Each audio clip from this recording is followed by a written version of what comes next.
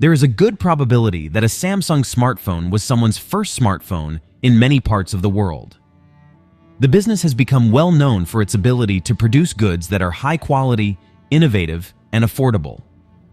However, who was in charge of this? How did Samsung grow to be successful? Welcome back to Enterprise Epics. Let's take a deep dive into the great world of business success. Lee-byung Chul, raised by Kwon Jae-lim and Lee Chan-woo, Lee-byung Chul was the youngest of 4 siblings. Byung Chul was the son of a wealthy Yangban family with land, albeit as a minor branch of the Lee clan. He was born in 1910, amid a period of intense conflict in the then Korean Empire, as the Japanese Empire was annexing the nation as a colony. Lee-byung Chul's family was among the Korean Yangban who turned obedient to the Japanese, allowing them to take up power. Maintaining the privilege, he attended Seoul's Jungdong High School for his high school education, before going to Tokyo to attend Waseda University for his post-secondary studies. However, he didn't complete it. Although nothing is known about his time after arriving from Japan, it seems probable that he spent time taking care of his family's properties. Moreover, the Japanese government started to introduce forced cultural assimilation and Japanization during this period, so managing such a situation would have also consumed his time. After that, he finally launched his own grocery trading company, which he called Samsung Trading Company. Lee-byung Chul traded noodles and other consumer goods with the Samsung Trading Company, from Daegu to China and its provinces. As the Second World War started, the company benefited from the increased demand for necessities like food and care products, with the Korean and Japanese home markets cutting their spending on luxury items. The company was so successful that Lee moved its headquarters to Seoul in 1947. During the Korean War, he was forced to flee Seoul as the Korean People's Army took control of most of South Korea. He traveled to Busan and focused on Chiljeong, a sugar factory in the city, which was followed in 1954 by Chilmojik, which he founded and constructed in Chimsandong, Daegu. By establishing these companies under the Samsung name, the company was able to diversify into other product categories. Even now, Chiljeong is a top food culture company in Korea, conducting modern food research. Cho Hong-jae, Lee's business partner at the time, was responsible for expanding Samsung into new product categories, but they had a dispute over differences in management style. As a result, they broke up, and the Samsung Group was split up into the Hankook Tire, the Samsung Group, and the Hyosung Group, among other businesses. However, during this period, Samsung aimed to accelerate Korea's industrialization efforts. The new protectionist policies the Korean government implemented were advantageous to his company. These policies were designed to protect big domestic companies from rivalry and facilitate easy financing. One of those companies was Samsung, which he managed as a family-run enterprise, grooming his third son, Lee Kun-hee, to take over eventually.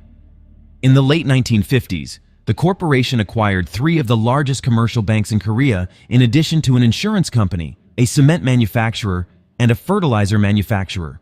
Also, during the 1960s, Samsung acquired several insurance companies, an oil refinery, a nylon manufacturer, and a department store. Foray into electronics. Samsung entered the electronics industry in 1969 and established many departments specifically for the industry. Among them were Samsung Electronics Devices, Samsung Electromechanics, Samsung Semiconductor and Telecommunications, and Samsung Corning. At this time, Sanyo and Samsung have started working together, allowing to manufacture of goods like TVs and microwaves to enter the market. In 1970, Samsung Sanyo produced its first black and white televisions for the Korean market. These TVs were a huge hit since Korean buyers favored them over Japanese models. Samsung was able to evolve swiftly because it was already a major manufacturer. Over the next decade, Samsung produced black and white TVs, color TVs, refrigerators, electric desk calculators, and air conditioners. The company produced 5 million televisions, and it was a noteworthy turning point in 1978. Also, by 1974, Samsung Heavy Industries was one of the largest shipbuilders in the world. In the latter half of the 1970s, the company established the Suwon R&D Center and Samsung Electronics America. It was obvious that Lee-byung Chul was wealthy by now. Yes, he was already topping the list of richest Koreans consistently. The mobile market. Samsung entered the telecoms hardware market in 1980 when it acquired Hanguk Jeonja Tongsun. Prior to transitioning to the manufacturing of mobile phones in 1988, Samsung began as a manufacturer of telephone switchboards and then expanded into telephone and fax systems. Lee-byung passed away naturally about this time in 1987. As a result, his third son, Lee Kun-hee, who was previously stated, became Samsung's president. Samsung did not initially achieve the sales it had planned for because Motorola A1928, founded telecommunications company, held a 60% market share in Korea. Samsung had only been able to secure a 10% hold at the time. For several years, Samsung's devices were criticized for poor performance and quality. It's reported that the management of the company often considered getting out of the cell phone business as a result of these issues. But one crucial decision altered all of this.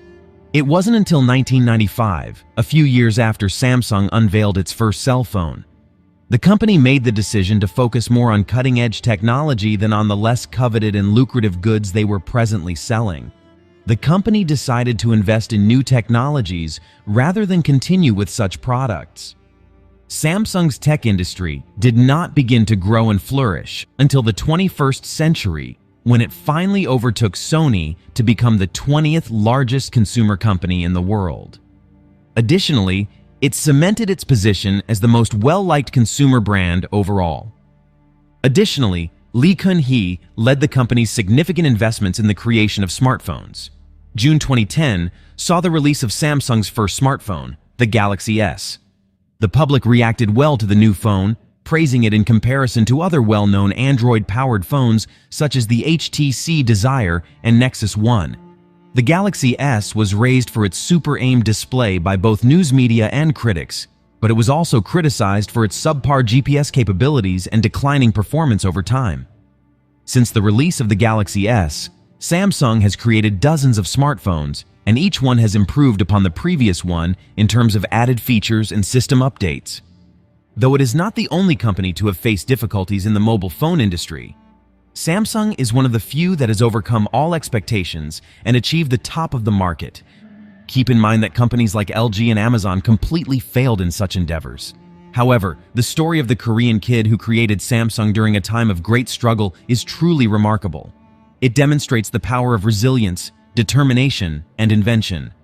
Also, this story serves as an inspiration to aspiring entrepreneurs and showcases the potential for greatness that lies within all of us.